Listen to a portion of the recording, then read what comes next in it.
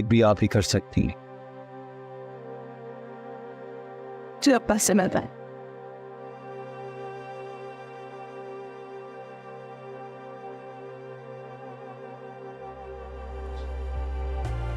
सो रहे हैं हम, उठने वाले हैं अब। अगर आप चाहें तो जगा लें, मैं थोड़ी देर के लिए बाहर जा रहा हूं। देखते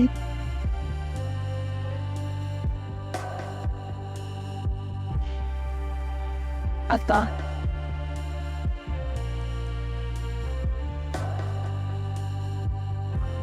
कौन हो तुम? हमें महविश। मैं किसी महविश को नहीं जानता।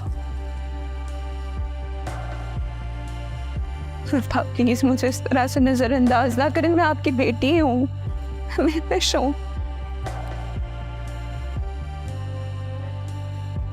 कि शुरू से तुम मुझे अब बाप कह रही हो। जिस रिश्ते को तुम ठुकरा के गई थी वो वापस क्या लेने आई?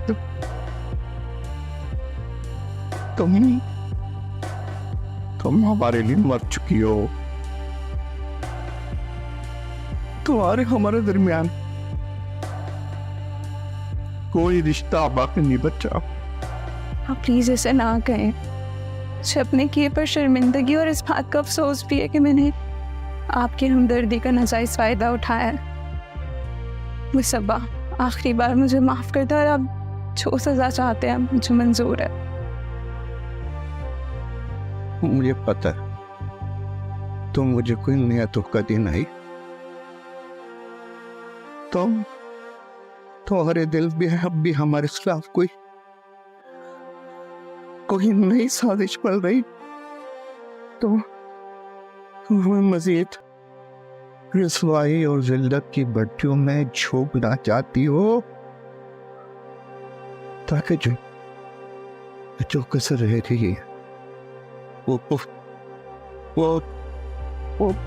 अब्बा, अब्बा, अब्बा, डॉक्टर।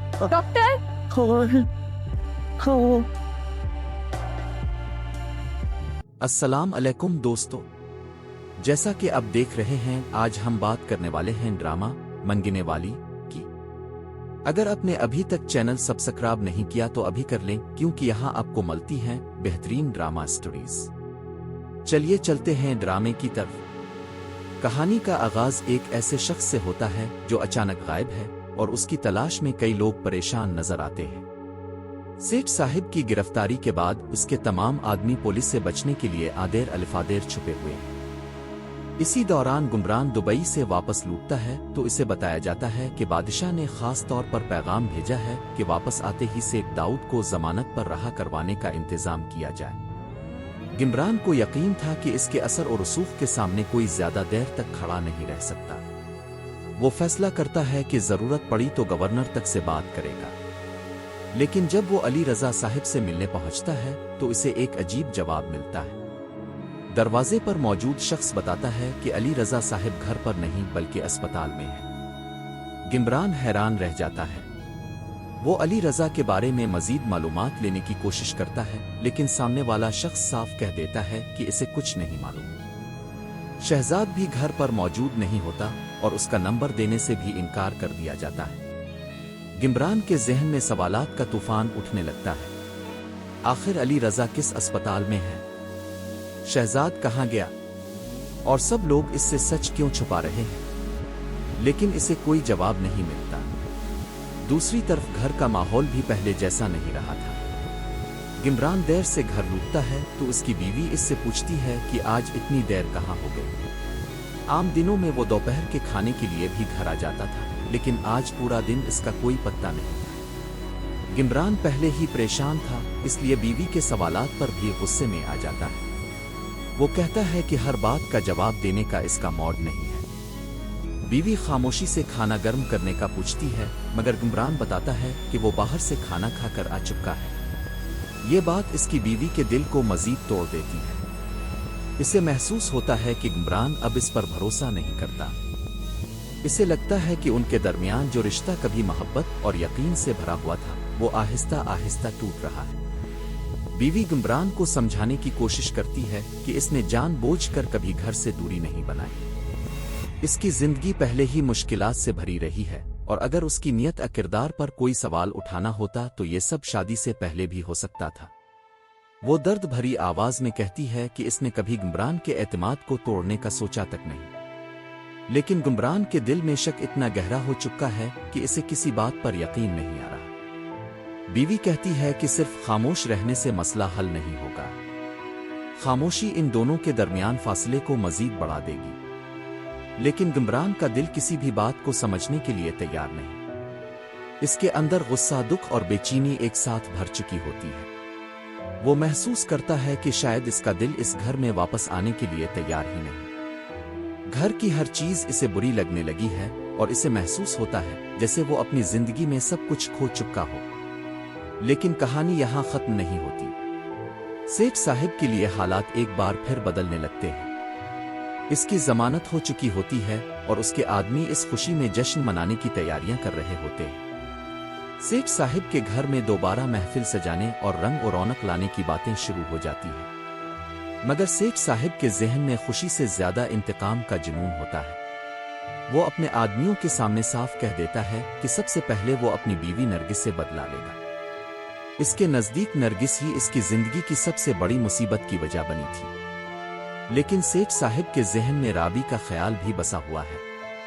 वो मानता है कि राबी की सादगी और उसकी गुजरी हुई जिंदगी के मनाजिर उसके दिमाग से निकल ही नहीं रहे। इसे राबी की वो जिंदगी याद आती है जब वो सड़कों पर मजबूरी में मांगती फुरती थी। सेठ साहिब के इरादे मजीद खतरनाक हो जाते हैं। वो कहता है कि वो राबी को इसकी मौजूदा जिंदगी में खुश नहीं देख सकता।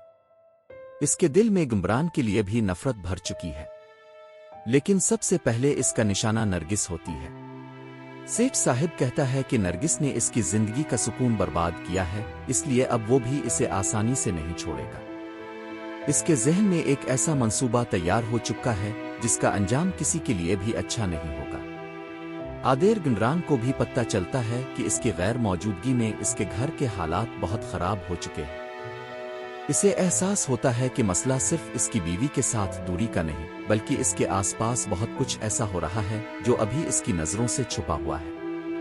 एक तरफ सेठ साहिब इंतकाम की आग में जल रहा है, दूसरी तरफ गुमरान अपने रिश्ते को बचाने की कोशिश कर रहा है और तीसरी तरफ राबी की जिंदगी एक नए इम्तिहान की तरफ बढ़ रही है। अब सबसे बड़ा सवाल यह है कि सेठ साहिब नरगिस के साथ आखिर क्या करने वाला है।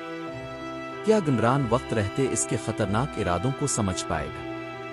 क्या राबी अपनी जिंदगी को एक और तूफान से बचा सकेगी? और क्या गुमरान और उसकी बीवी के दरमियान टूटता हुआ भरोसा दोबारा कायम हो पाएगा? ये राज आने वाले वक्त में खिलने वाला है। लेकिन एक बात तय है कि मंगिने वाली की कहानी अब एक ऐसे मोड़ पर आ चुकी है जहां हर किरदार की जिंदगी हमेशा के लिए बदल सकती है। अगर आपको ये वीडियो अच्छी लगी हो तो लाइक, शेयर और सब्सक्राइब जरूर करें। और मिलते हैं नेक्स्ट एपिसोड में एक और जबरदस्त स्टोरी के साथ। अल्लाह हाफिज।